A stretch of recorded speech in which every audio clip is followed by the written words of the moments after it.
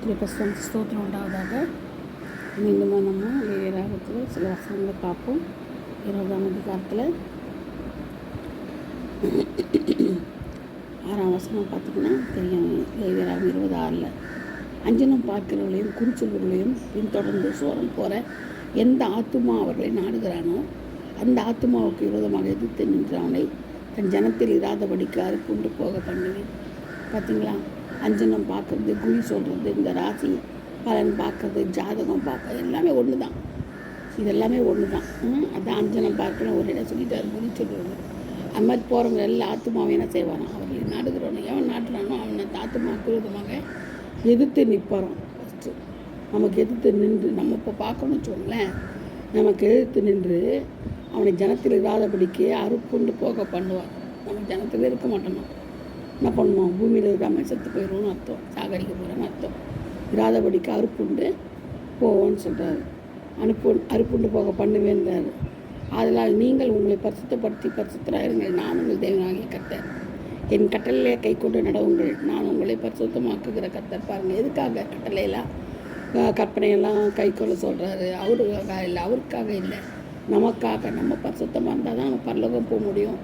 நான் நல்லபடியாக அவரோட கூட சேர்ந்து நம்ம துதிக்கும், பாட கொள்ள என்றென்றும் நித்திய வீட்டில் வாசம் பண்ணுவோம். ஆனால் நம்ம இதெல்லாம் கட்டளையெல்லாம் கை கொள்ள நம்ம என்ன பண்ணுவார், அறுப்புண்டு போக பண்ணுவார், நரகத்துக்கு தள்ளி போட்டுருவார்.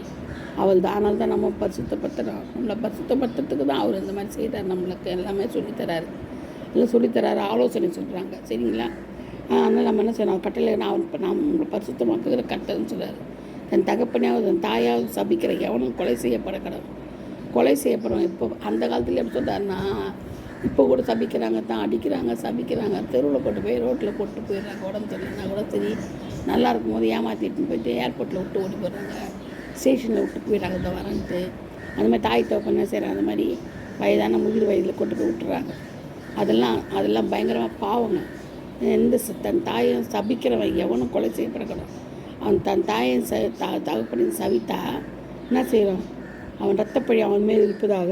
பார்த்திங்களா, ரத்தப்பழியை அவன் மேலே பண்ணுவான். ரத்தப்பழியை சொல்லிடுவார். அதனால் விபச்சாரத்தை பற்றி சொல்கிறார். இந்த மனைவியோட விபச்சாரம் செய்தால் மனைவியோட சேர்ந்த விபச்சாரம் அந்த விபச்சாரி கொலை செய்யப்படுவது. கொலையாக செய்ய சொல்கிறார். விபச்சாரம் செய்தாலே கொலை தான்.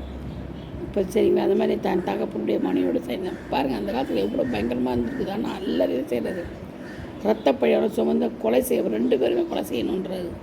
நான் அது மாதிரி மருமகளோடு சொல்கிறாரு. அது மாதிரி இப்போ இந்த காலத்தில் பார்த்திங்கன்னா எல்லாமே பயங்கரம் சோதம் கும்புறா மாதிரி பயங்கரமான பாவம், விபச்சாரம், வேசித்தனம் எல்லாம் இருக்குது இந்த காலத்தில் இல்லையா?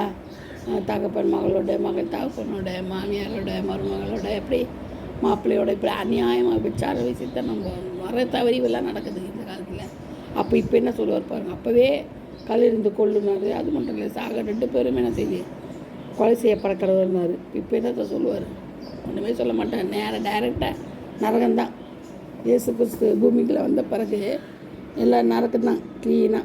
ஏன்னா சொல்லிக்கிட்டு இருக்க மாட்டார். ஏன்னா அவர் ரத்தத்தை கரையன் கொடுத்து நம்மளை வாங்கியிருக்கிறார் இல்லையா? அதனால் என்ன பண்ண மாட்டார், நம்மளை பற்றி சொல்ல மாட்டார், விவரிக்க மாட்டார். எடுத்தோன்னு டைரெக்டாக எல்லாம் கண்ணெல்லாம் முடிஞ்சு போச்சு. அவர் சொல்கிறது என்னது, அவர் எல்லாம் நல்லபடியாக எல்லாம் சொல்லுவார். வசனங்களை வார்த்தையாக இருக்கிற வார்த்தையாக சொல்லுவார். அதை கேட்கல நம்ம எங்கே நரகத்துக்கு தான் போகணும். வெளிப்படத்தில் பார்த்திங்கன்னா இன்னும் பயங்கரமாக இருக்கும். கர்த்தர் தாம் இந்த வார்த்தைகளை ஆசீர்வதிப்பாராக, பாதுகாப்பாராக. ஆமென். பேசுகிறேன்.